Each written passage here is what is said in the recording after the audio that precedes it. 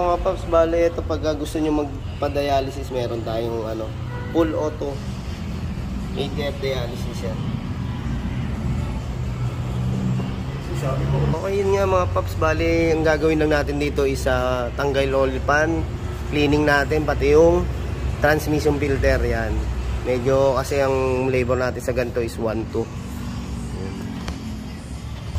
Okay yan mga paps. Bali, eto kung gusto niyo talaga malaman yung laman ng transmission fluid, sahurin lang natin yan para masukat natin. Ito, bali tinakbo pala na itong Fortuner nila boss sa 32k mileage yan, ganyan nakaitim yung fluid. Tapos ito gagamitin natin ATF fluid WS yan, genuine ng Toyota. 4 liters lang mga paps ang magagamit natin dito. Tapos ito nga mga paps, may gawa na itong WS yan, makikita natin. Ayun, Toyota Daihatsu manufacturer.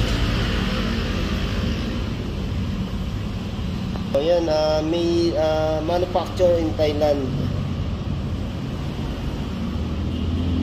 Okay, balis tinatanggal na nga natin yung mga size 10 na tornilyo natin, paikot. Yan.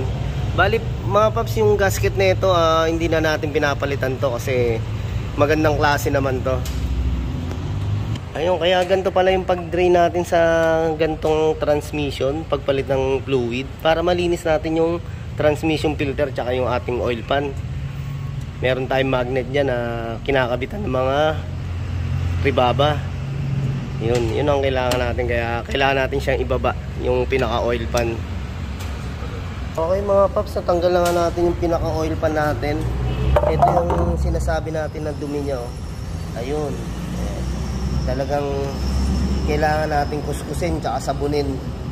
Yan, sa ribaba. Tapos yung pinaka transmission filter natin, ito nga mga paps, yan, kailangan natin ugasan ng fluid yan. Transmission fluid lang din. Okay mga paps, bali ito lilinisin lang muna natin ang ni boss. Pwede nyo rin naman palitan pagka gusto nyo naman palitan. Yan, nilinisan natin to kerosene. Huwag na nating ng tubig or sabon. Kerosene, ayan. Talaga makikita natin yung itim. Tapos pwede nyo palitan kung gusto nyo. Sa una kasi kadalasan to, yung ibang client natin pinapalinis lang nila yung filter. Yan yung pinagugasan natin.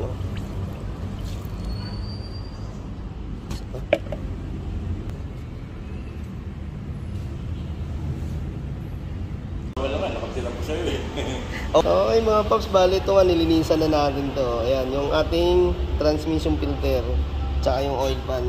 Ito mga paps, hindi na natin nilalagyan ng silicone to. Ayan, yung dating gasket pa din yung ginagamit natin kasi yan, matibay na rin po yan. Yan, pwede lang din natin ibalik yan. Ito yung mga magnet natin, mga paps, 4 yan. Huwag natin kalimutan yan. Para yung dumi, lagi niya na-absorb. Yan, kakabit na natin mga paps. Okay, yan na. Tali, ito nga yung ilalim na loob natin ng transmission sa oil pan. Hinabit na natin yung pinaka-filter.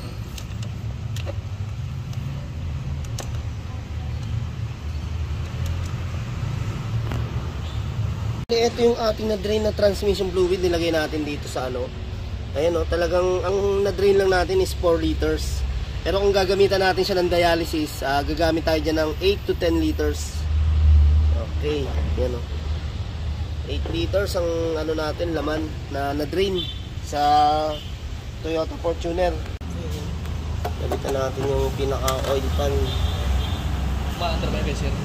Yun yan, dito natin i-check yan.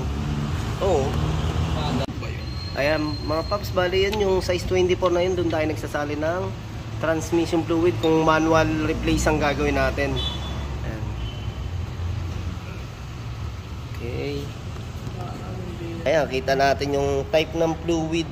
Ayan. Sa manual palit tayo ng transmission fluid, gagamit tayo ng mahabang hose papunta ron.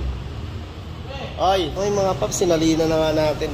Gumawa tayo ng okay paps, tapos na. Okay. Okay, balik Paps, kargahan na natin. Papa-start na natin para mag-circulate. Okay, bali mga Paps, pagka-start natin, i-shift natin sa ating cambio ng transmission. Shift natin sa reverse drive para mas mag-circulate yung ating fluid. Okay yan. Okay yan, bali mga Paps, sigurado na yung magbabago yung takbo niya. Dahil nga sa na-drain natin na madumi na yung transmission fluid. Maraming salamat. Ito yung